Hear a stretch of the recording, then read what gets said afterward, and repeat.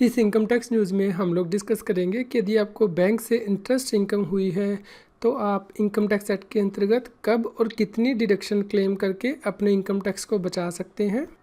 taxhill.com के YouTube channel पर मैं सी सतबीर सिंह आपका स्वागत करता हूं।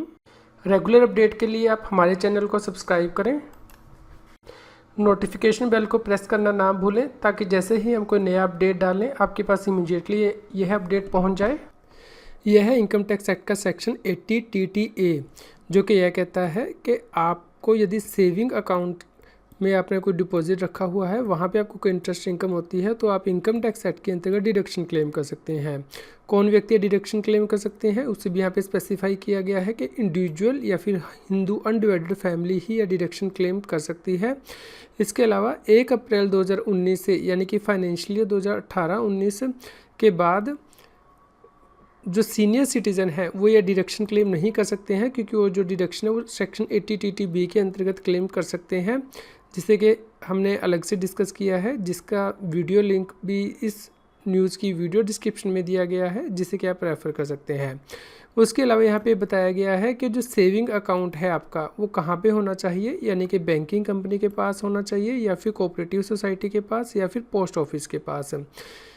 यहाँ पे आपको कुछ बातें ध्यान रखनी है, जैसे कि यहाँ पे इंडिविजुअल या फिर हिंदू अनडिवाइडेड फैमिली का रेजिडेंट होना ज़रूरी नहीं है। इवन इफ़ के इंडिविजुअल नॉन रेजिडेंट है या फिर Hindu undivided family non resident है तो वह भी ये डिडक्शन क्लेम कर सकती है।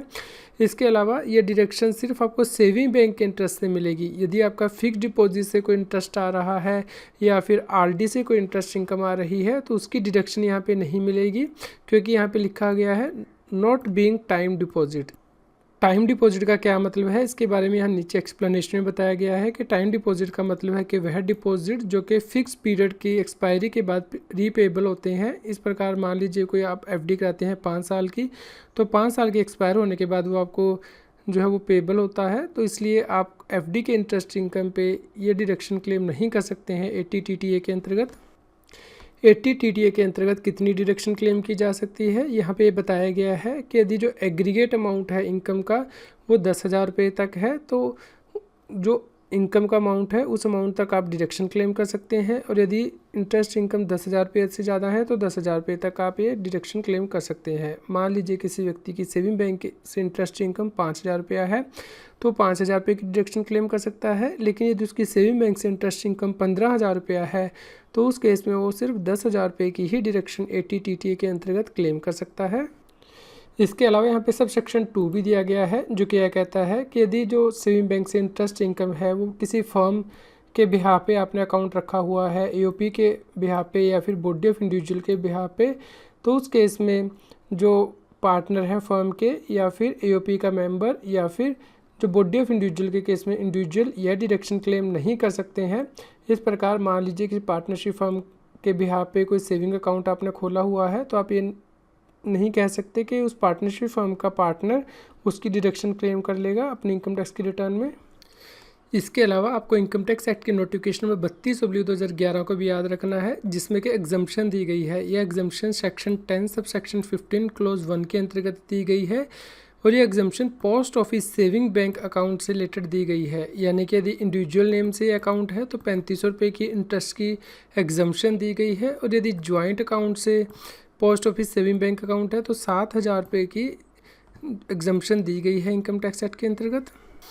अब हम देख लेते हैं कि आपको अपनी इनकम टैक्स की रिटर्न में यह डिडक्शन 80 TTA यानी कि सेविंग बैंक के इंटरेस्ट की डिडक्शन किस प्रकार क्लेम करनी है। जब आप अपना इनकम टैक्स का रिटर्न का फॉर्म भरेंगे तो वहाँ पे इनकम फ्रॉम अदर सोर्सेज के हेड के अंतर्गत आपको जाना है। यह है इनकम फ्रॉम अदर सोर्सेज का हेड। यहाँ पे आपको सेलेक्ट करना है इंटरेस्ट फ्रॉम सेविंग अकाउंट। यहाँ पे आप जो टोटल सेविंग बैंक का इंटरेस्ट आपका होगा वो यहाँ पे भर देंगे। उसके बाद आपको नीचे जाना है डिडक्शंस में। यह है डिडक्शन 80 TTA यानी कि सेविंग बैंक में आपका जो डिपॉजिट है उस पर आपको जो इंटरेस्ट मिला है आप उसकी डिडक्शन यहाँ पे भरेंगे। इस प्रकार आप ये डिडक्शन यहाँ पे क्लेम कर सकते हैं मैक्सिमम 10,000 रुपये तक। और यदि आपका पोस्ट ऑफिस में कोई सेविंग बैंक अकाउंट है उसकी आपको एग्जम्पशन यहाँ पे भरनी है, तो ये एग्जम्प्ट इनकम का शेड्यूल दिया गया है। यहाँ पे आप जो रिपोर्टिंग है वो करेंगे। यहाँ पे एनी अदर सेलेक्ट कर सकते हैं और यहाँ पे जो डिस्क्रिप्शन है वो स्पेसिफाई कर सकते हैं और यहाँ पे अमाउंट को स्पेसिफाई कर सकते हैं। यदि आप टैक्स के बारे में और अधिक जानकारी चाहते हैं तो हमारे यूट्यूब चैनल की प्लेलिस्ट को रेफ़र कर सकते हैं। यहाँ पे टॉपिक वाइज वीडियो दिए गए हैं जिन्हें कि आप रेफ़र कर सकते हैं। आज की इनकम टैक्स की न्यूज़ आपको कैसी लगी हमें कमेंट करके ज़रूर बताएं। कृपया लाइक करें और शेयर करें। जितना अधिक आप लाइक करते हैं या शेयर करते हैं उतनी ही अधिक हमें प्रेरणा मिलती है कि हम और भी अधिक अच्छी इनकम टैक्स की न्यूज़ आप तक पहुंचा पाएँ।